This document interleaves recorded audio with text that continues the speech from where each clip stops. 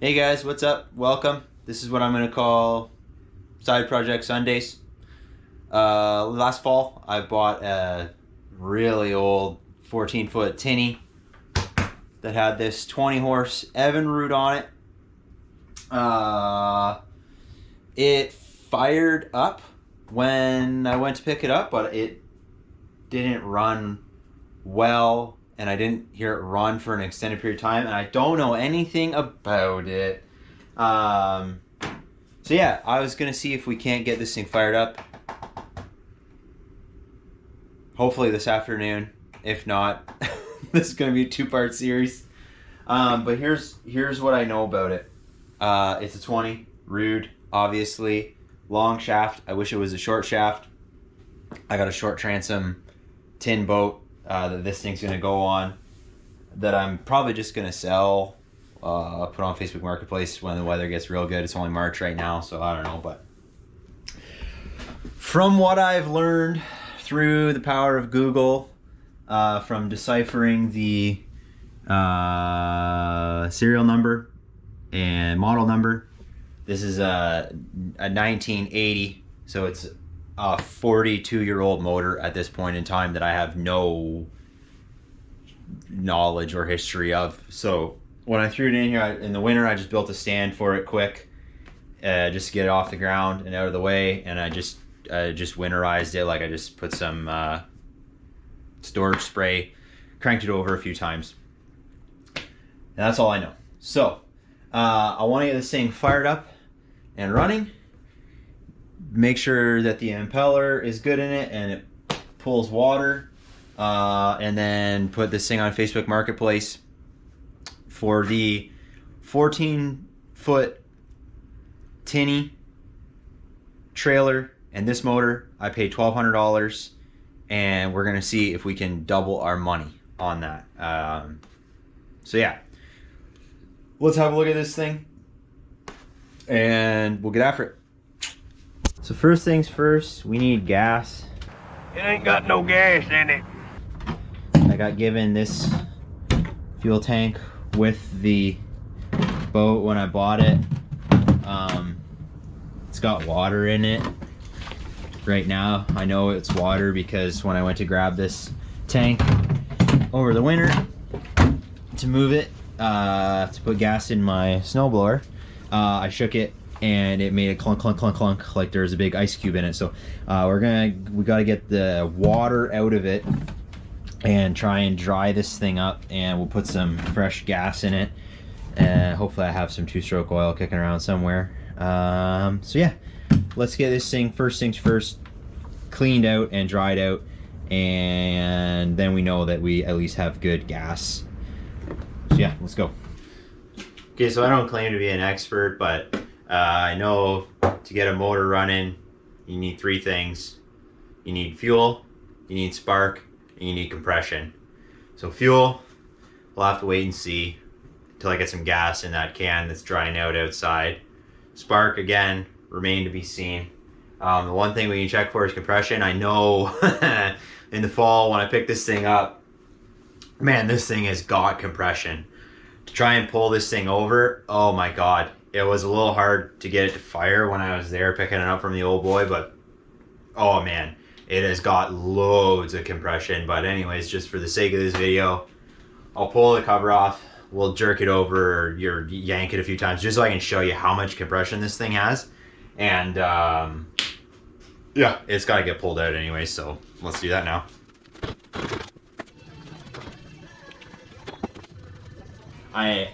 I have never pulled over an outboard that has this much compression and is this hard to pull over. Oh! Like, I think I'm gonna have to modify this stand to be able to pull it over. And it's got so much compression.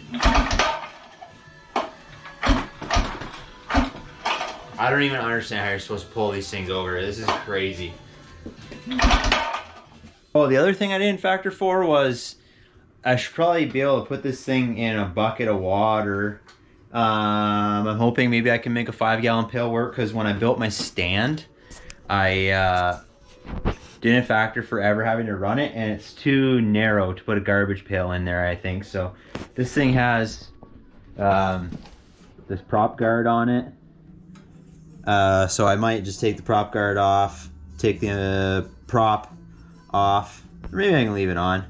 See if I can put it in one of those 5-gallon pails. So while I'm waiting for that fuel tank to dry out, maybe I'll do that. I'll take this cage off of here, and we'll figure out how we're gonna check for spark on this thing.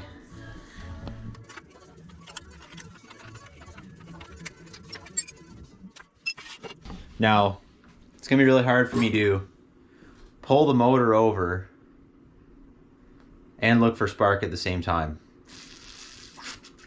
How am I gonna do this? A few moments later. Pull this if you want, if you're more comfortable with that. I feel like that's probably better for me. Okay. So yeah, you just gotta put your hand here because it's gonna want to tip forward, and then just.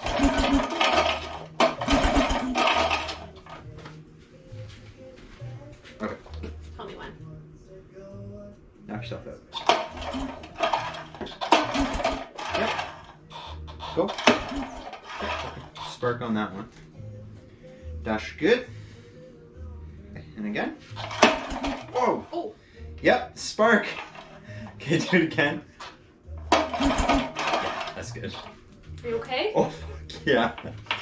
Well, I must have been a grounding point. I don't know where I was touching the plug, but. Okay, so I did the human test. It's got spark from both coils and both plugs, so that's good. So we've got compression, we've got spark. The next thing we need is fuel. So yeah, I guess we'll get some fuel. I gotta figure out something to put this thing in. Okay, so we're back. Went and picked up an old jug of some Lucas, and I got some gas. I got about a gallon in there. I don't know, it should be fine. This mixes 2.75 ounces at 50-to-1 for 1 gallon. So yeah, I need about 2.75 ounces roughly to get this thing mixed out. So let's just get some gas in here.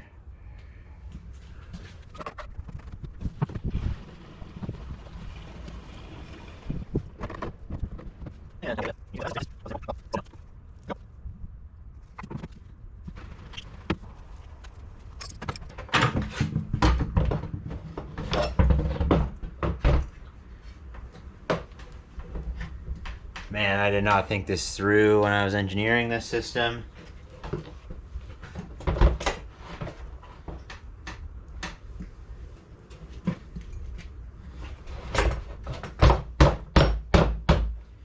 Actually, yes, I did. Look, it works absolutely perfect.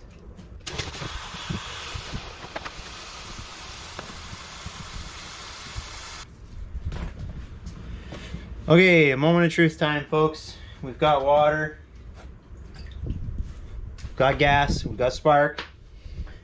How many times am I gonna have to pull on this thing, this insane compression 20 horse, to get it to fire? Let's start now. Oh, gotta prime it. Okay. We've got good prime now. The bulb is hard. Here we go. Choke on. Choke is on. We're on start position.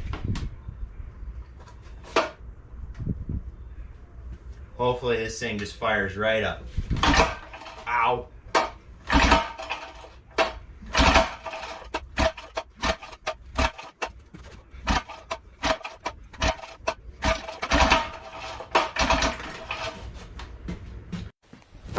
Emotional, damn it!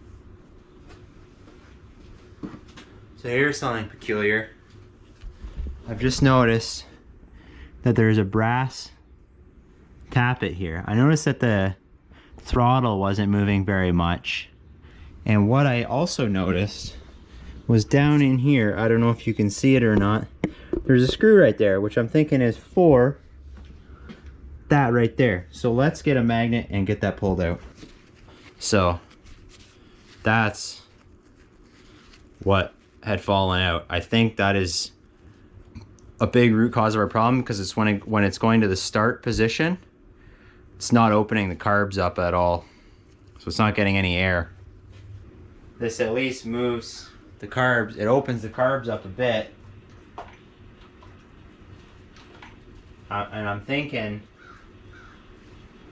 that's got to be, I'll have to look it up in a manual or something, but at least now it's going to be getting some air.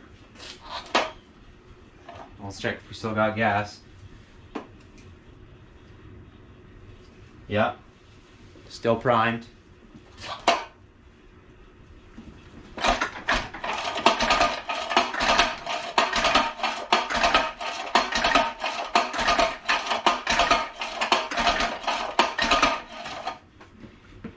This can't be how this is meant to be pulled over. 2,000 years later. Okay, we're on to day 3 of the Evinrude 20 horse project here. I posted up on the Evinrude Facebook group. Got a ton of responses, a lot of suggestions on what my problem could be. Nothing that was conclusive, but definitely helped me learn a lot more about the motor. I think maybe my pulling over thing is just, these things are just a bear to pull over. I guess these power heads are the same for the, like this is the same power head as a 35, so it's almost 500 cc. So that is a lot of top end to pull over. I don't know. If I put my foot on here and really reef, I can get it to spin over, where I would think that if it was gonna be a runner, it would start. Let me give you an example.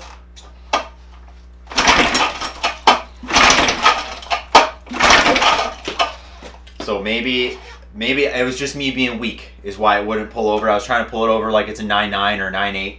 I don't know.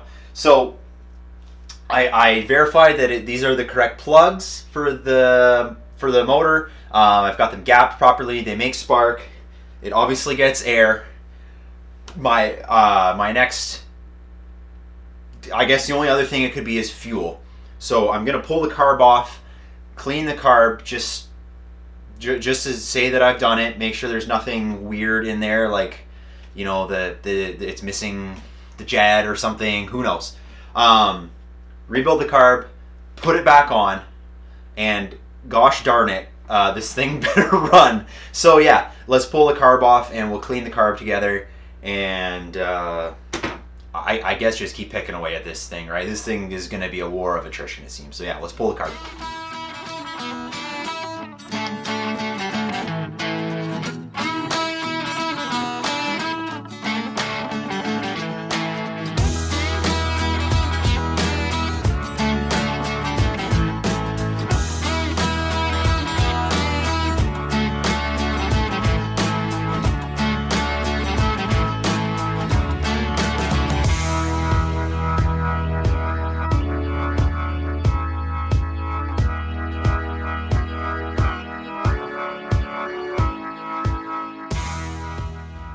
Carb is now cleaned as good as I can. I should probably, if I was really smart, just put a carb kit in this, but we're gonna see if I can get it to fire with it just being clean. There was a lot of crap in it, like so much stuff, like sand, fine metal. I don't know. It was way dirtier than I was expecting. So it's good that I cleaned it. Hopefully that was our problem all this time, was just, I don't know, sand in the jets or something, or I think there's water in there a bit too.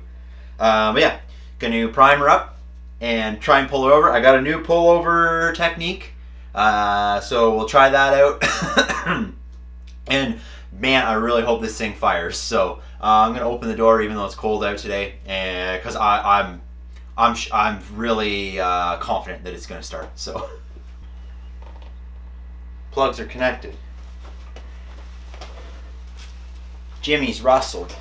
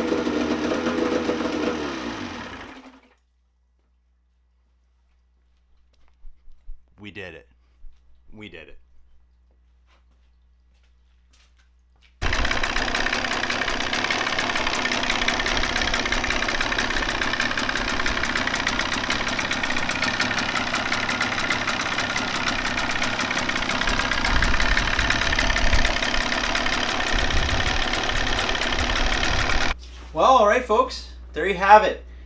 A 42-year-old Evinrude up and running in what probably should have been one weekend, but we like to stretch projects out around here, get our money's worth. So, at the end of this, what did I think it really needed? Probably just needed to have the carb cleaned really, really well. That seems to be what made the difference in it firing. It is still incredibly hard to pull over.